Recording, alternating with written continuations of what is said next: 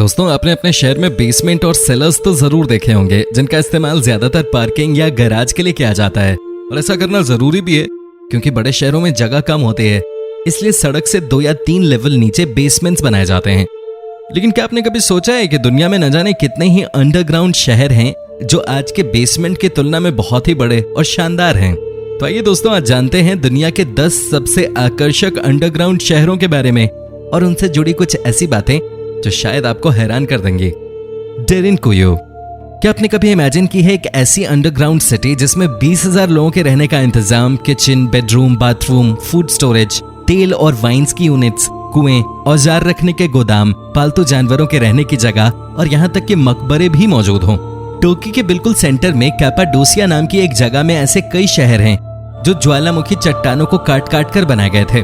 ऐसा ही एक शहर है डेरिनकुयू जो 18 लेवल्स नीचे तक बना है और कम से कम 20,000 लोगों के रहने की कैपेसिटी वाला बनाया गया था। 1963 में टर्की के एक व्यक्ति ने अपने घर के कमरे को बढ़ाने के लिए उसको खोदना चालू किया और खुदाई के कुछ समय बाद ही उसको जमीन के नीचे एक स्टोन वॉल मिली। उस स्टोन वॉल के नीचे कुछ खाली जगह थी। वो अपना काम आगे बढ़ाता रहा और कम से कम 3,000 स्क्वायर फीट नीचे तक खुदाई करने पर उसको एक मल्टी लेयर्ड अंडरग्राउंड सिटी मिली, जिसको अब हम डेरिनकुयू के नाम से जानते हैं। ऐसा माना जाता है कि यह शहर लगभग 1600 बीसी से 1200 बीसी के बीच में बनाया गया था। इस शहर में मिले बड़े पत्थर के दरवाजे, जो कि अंदर से भी घुमाए जा सकते हैं, इसी की ओर इशारा करते हैं कि इस शहर को बाहरी आक्रमण से बचाने के लिए बनाया गया था। दरवाजे में कई होल्स भी दिखाई दिए हैं जिससे कि अंदर से तीर चलाकर घुसपैठियों को मारा जा सके। आम जनता के देखने के लिए डेरिनकुयू शहर सिर्फ 8 लेवल्स तक ही खोला गया। Edinburgh walls. एडिनबरा वॉल्स, जिसको हम साउथ ब्रिज वॉल्ट भी कहते हैं, एक चेंबर की सीरीज है जो 1788 में साउथ ब्रिज, स्कॉटलैंड के 19 आर्चेस में बनाई गई थी। लगभग 30 सालों तक इन वॉल्स को हाउस टेबल्स, ट्रेड्समैन की वर्कशॉप, कॉबलर्स और स्टोरेज स्पेस की तरह इस्तेमाल किया गया। फिर कुछ सालों बाद ये वॉल्स होमलेस लोगों के घर की तरह इस्तेमाल किए गए, जिसके बाद यहाँ क्रिमिनल एक्टिविटीज भी होने लगी। वॉल्स की कंडीशन बेकार होने लगी और इसकी वजह से वहां से बिजनेसेस हटा ली गई, लेकिन गरीब लोग अभी भी वहां रह रहे थे। 1985 में हुए एक्सकवेशन से मिले खिलौने, दवाई की बोतलें, बर्तन आदि इसी बात का संकेत देते हैं कि वहां कुछ लोग रह रहे थे। कुछ रिपोर्ट से यह भी पता चला है कि वहां 1835 से 1875 तक लोग रहे हैं और फिर वहां पर कचरा इकट्ठा होने लगा और ये वॉल्स लोगों की पहुंच से परे हो गए। 1980 में स्कॉटिश रग्बी खिलाड़ी नूरी रोवन ने एक टनल की खोज की जो इन वॉल्स तक जाती थी और इस तरह एडिनबरा वॉल्स को हम आज जान पाए हैं। डिक्शियाचेंग। चाइना का बीजिंग लगभग 21.5 मिलियन चीनी लोगों की आबादी का शहर है और इसी शहर के हजारों लोग इस अंडरग्राउंड सिटी डिक्शियाचेंग में रहते हैं, जो जमीन से 3 स्टोरी नीचे तक बनी हुई है। अभी तक किसी भी ऑफिशियल रिपोर्ट में नहीं बताया गया है कि यह शहर कहां तक फैला है, लेकिन ऐसा माना जाता है कि डिक्शियाचेंग लगभग 20,000 एकड़ तक की जमीन को कवर करता है। यह शहर 1969 से 1979 के बीच बनाया गया क्योंकि ये कोल्ड वॉर ईरा का समय था और चीन और रूस के बीच न्यूक्लियर अटैक होने की संभावना से इसको बॉम्ब शेल्टर के रूप में बनाया गया था। इसे अंडरग्राउंड ग्रेट वॉल भी कहा जाता है क्योंकि चीन और रूस के बीच सीनो सोवियत कॉन्फ्लिक्ट के डर से इसको मिलिट्री डिफेंस की तरह भी इस्तेमाल किया गया। यह शहर सारी मेजर सरकारी और एडमिनिस्ट्रेटिव बिल्डिंग्स को पैसेज के जरिए कनेक्ट करता है और लोगों का कहना है कि इस शहर में जाने के लिए कम से कम 900 एंट्रेंसेस हैं। अब जानकर हैरान हो जाएंगे कि यह पूरा शहर सिर्फ शवल्स की मदद से खोदा गया और सिर्फ बैम्बू बास्केट से वहां का मलबा ढोया गया। करीज़ेकेश। 2500 साल पहले बनाया गया यह शहर हरेरिया सिटी में रहने वाले लोगों ने बसाया था। यह शहर ईरान के किश आइलैंड में है। लगभग 3000 साल पुराना इतिहास रखने वाला यह शहर कई नामों से जाना जाता है, जैसे कि कैंप टिना, आकिया, नकाता और किश। इस आइलैंड के 52 फीट नीचे टनल्स का जाल बिछा हुआ है जो 5 मील तक फैला हुआ है। पानी को जमा करना, उसको प्योरीफाई करना और फिर स्टोर करना ही इस स्ट्रक्चर को बनाने का मेन रीजन था। इसकी सीलिंग 8 मीटर ऊंची और ज्यादातर फॉसिलाइज्ड शेल्स और कोरल्स से ढकी हुई है। Technical university of Munich, Germany में इसके फॉसिल्स को टेस्ट किए गए, जिससे पता चला कि ये फॉसिल्स 53 से लेकर 570 मिलियन साल पुराने हैं। लेकिन वाटर प्यूरिफिकेशन की नई और बेहतर तकनीक आने की वजह से इस आइलैंड को लोगों ने काफी समय पहले ही छोड़ दिया था। कॉबरपेडी। सदर्न ऑस्ट्रेलिया में स्थित यह शहर 1915 में बसाया गया था। कॉबरपेडी अपने जमीन के नीचे बने रेजिडेंस के लिए मशहूर है, जिनको डगआउट्स कहा जाता है, जो वहां के चिलचिलाती गर्मी से बचने के लिए बनाए गए थे। गर्मी के समय वहां का टेम्परेचर 140 डिग्री फ़ारेनहाइट तक पहुंच जाता और इसके ऊपर वहां पर बारिश सिर्फ नाम मात्र की होती है, जिससे कि डस्ट स्टॉर्म का आना मामूली बात है। कॉबर पैडी को ओपल कैपिटल ऑफ द वर्ल्ड भी कहा जाता है क्योंकि यहाँ बहुत ज्यादा और अच्छी क्वालिटी का ओपल देखने को मिलता है। और अगर हम इसके नाम की बात करें तो ये कोपा पिटी से निकल कर आया है, जिसका मतलब होता है boys water hole. Canary Wharf. Canary Wharf London के आइल ऑफ डॉग्स के कमर्शियल एस्टेट में बना हुआ है।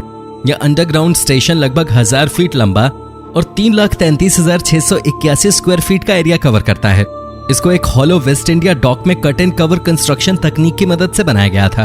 इस अंडरग्राउंड स्टेशन की 100 फीट ऊंची सीलिंग है और इसके दोनों किनारों पर डोम शेप्ड ग्लास बने हैं, जिससे कि बाहर की रोशनी आती हुई बहुत ही खूबसूरत लगती है।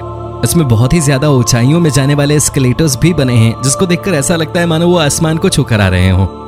बुर्लिंगटन न्यूक्लियर बंकर। सरकारी अफसरों को प्रोटेक्ट करने के लिए बनाया गया ये बंकर लंदन में है।